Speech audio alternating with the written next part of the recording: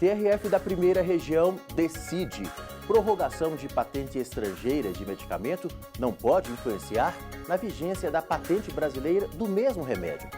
Como a jurisprudência sobre este tema pode influenciar nos preços praticados nas farmácias? Banco é condenado a indenizar cliente vítima de furto dentro de agência. Para a Justiça, houve falha de segurança e omissão por parte da instituição financeira. E ainda, a importância do registro em cartório dos contratos de compra e venda de imóveis. Decisão do TRF1 demonstra que o registro correto pode evitar que outras pessoas reclamem a propriedade do bem na Justiça. Acompanhe, a partir de agora, no Inteiro Teor.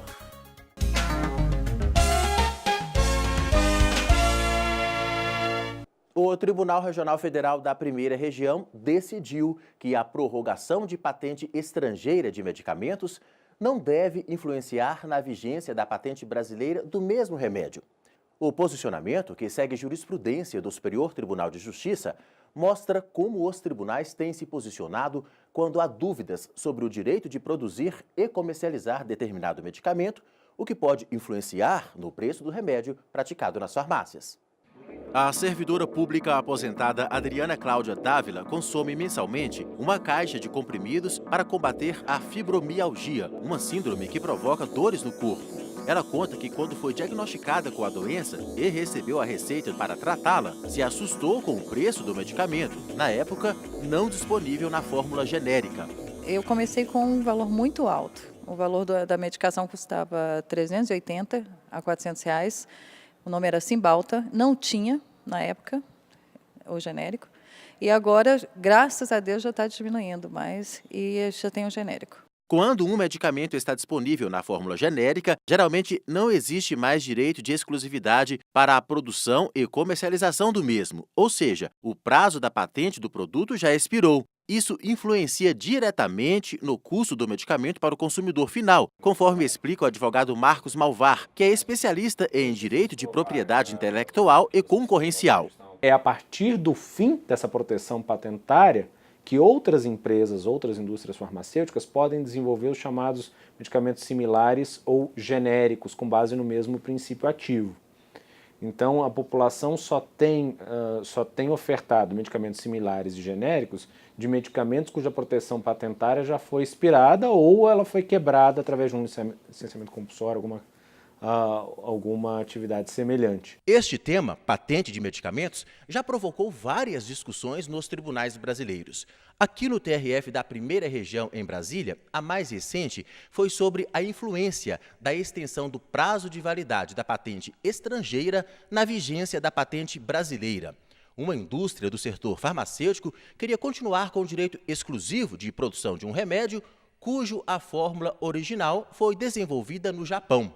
O caso foi discutido na 5ª turma do tribunal e teve relatoria do desembargador federal Souza Prudente. Para decidir, ele considerou a jurisprudência do Superior Tribunal de Justiça no sentido de que a proteção oferecida às patentes estrangeiras, as chamadas patentes pipeline, vigora somente pelo prazo remanescente de proteção do país onde foi depositado o primeiro pedido até o prazo máximo de proteção concedido no Brasil, que é de 20 anos. Os desembargadores decidiram que não há previsão legal para estender o prazo da patente no Brasil, devendo prevalecer a regra geral de independência das patentes. A decisão do STJ, que está sendo seguida pelos TRFs, é a de que esse prazo deve ser contado a partir do primeiro depósito. Porque ali já havia a possibilidade de se obter a proteção caso aquele depósito fosse à frente e fosse confirmado, né? E esse entendimento acabou reduzindo um pouco a expectativa de algumas empresas detentoras de patentes pipeline, principalmente de medicamentos, de ver prorrogado o seu direito de exploração exclusiva daquele medicamento no Brasil. Esses entendimentos jurídicos sobre a prorrogação ou não das patentes de alguns medicamentos refletem no mercado e podem estimular a concorrência, tornando o preço mais acessível a consumidores como Rita, que quando vai a uma farmácia, fica atenta sempre à qualidade e custo do remédio que vai comprar. Se o preço for melhor, sem sombra de dúvida, né? A gente vai sempre procurar o que é mais barato, isso é fato.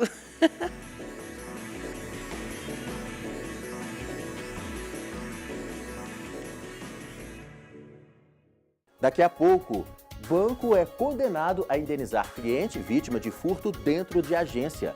E mais, a importância do registro em cartório dos contratos de compra e venda de imóveis. O nosso intervalo é rapidinho, a gente não demora. Até já!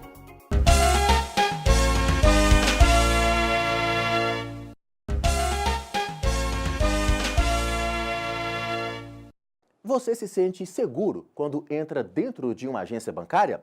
É para sentir, pelo menos se considerarmos que as instituições financeiras investem muito em vigilância, monitoramento. Mas pode haver falhas e perigo também. Uma cliente que foi furtada dentro de uma agência ganhou na justiça o direito de ser indenizada.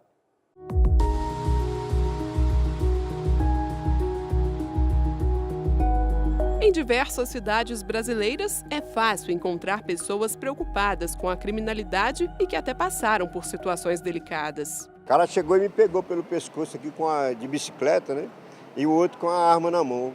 E eu fiquei olhando para ele, calmo, né? E ele saiu e foi embora, não efetuou nenhum disparo. Fui assaltada já roubaram a casa do meu filho, Aqui tá violento demais. Eu tava com a minha filha ali agora, ela disse assim, mamãe, para, não fica histérica não. É porque eu já fui assaltada 2 vezes já, então a gente fica mesmo assim. A gente olha para um lado, olha para o outro, fica agoniada já.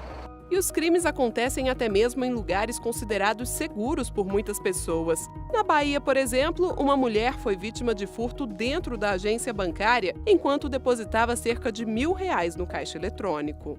Um homem se aproximou da cliente enquanto ela manuseava um envelope. Ele a distraiu pedindo informações, trocou o envelope com dinheiro por outro com papel picado dentro e fugiu. Desesperada, a mulher gritou e foi até o segurança informar que havia sido furtada. Segundo ela, o funcionário não tomou providências e a Caixa Econômica também não se prontificou a ajudar. Inconformada, a cliente entrou com uma ação na Justiça Federal de Vitória da Conquista, na Bahia. Pediu indenização por danos morais e materiais pelo furto ocorrido nas dependências da agência. Esta advogada explica que nos casos de danos decorrentes de falha na prestação de serviços ao consumidor, realmente é devida a indenização.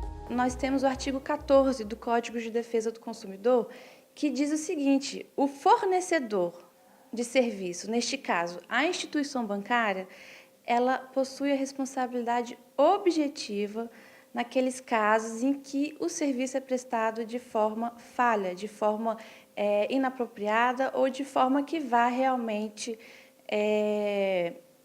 prejudicar o cliente, certo? O cliente, o correntista ou qualquer pessoa que esteja utilizando do serviço que é oferecido pelo banco. De fato, já em primeira instância, o pedido da mulher foi parcialmente atendido. O caso chegou ao TRF1. Para a autora da ação, a situação causou constrangimento. A Caixa argumentou que o fato ocorreu por culpa exclusiva da cidadã e os danos não foram demonstrados. Ao analisar o caso, a 6ª turma do TRF1 entendeu que restou evidente a falha de segurança da agência, pois não havia vigilância efetiva para que os clientes fizessem as operações bancárias, nem funcionário para oferecer informações aos usuários. Para o colegiado, houve ainda omissão por parte do banco, já que o local tem câmeras de segurança e não fez nenhum esforço para tentar identificar o criminoso. A turma considerou que o furto dentro de uma agência bancária lesa a honra e a tranquilidade do consumidor e condenou a Caixa Econômica a pagar quase R$1.000 por danos materiais, além de danos morais, no valor de R$5.000.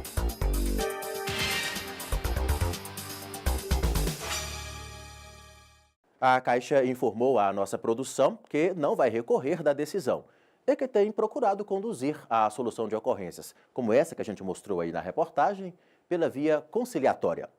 Contrato de compra e venda de casas, terrenos e outros bens desta natureza deve ser registrado no cartório de registro de imóveis. Decisão nesse sentido, proferida pela 6ª turma do TRF da Primeira Região, demonstra a importância do registro correto para evitar que outras pessoas reclamem a propriedade do bem na justiça.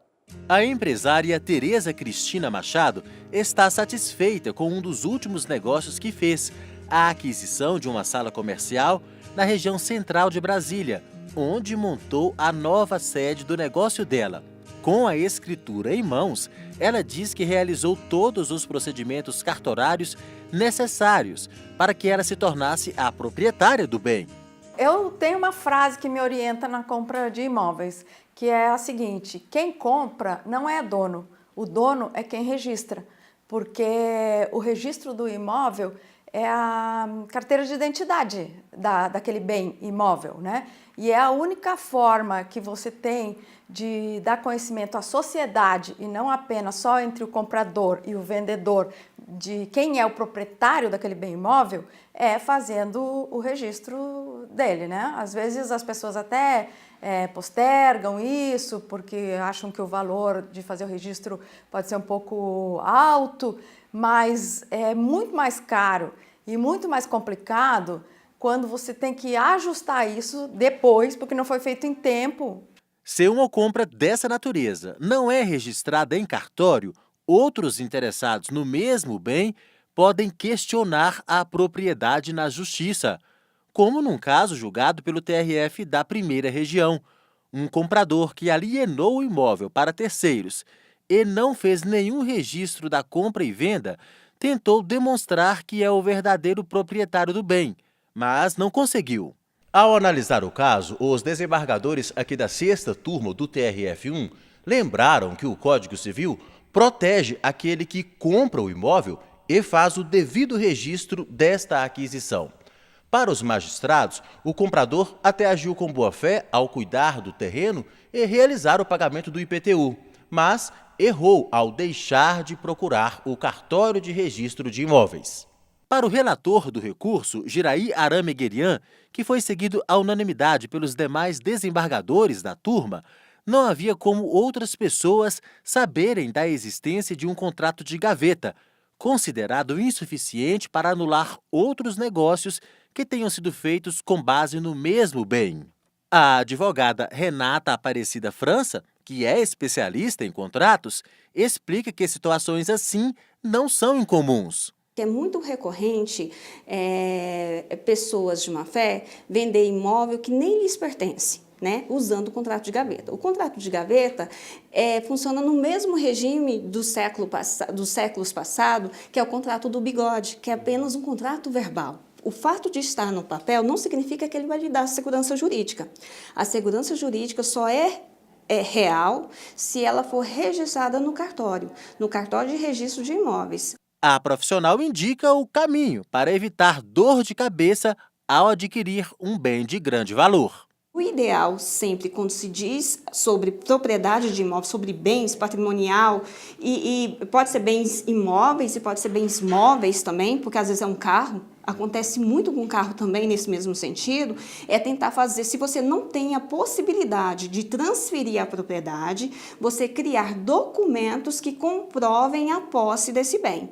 E aí o contrato de gaveta assume uma importante função nesse caso, porque ele é um registro. Mas um contrato de gaveta datado sem um registro do cartório vai ser fragilizado.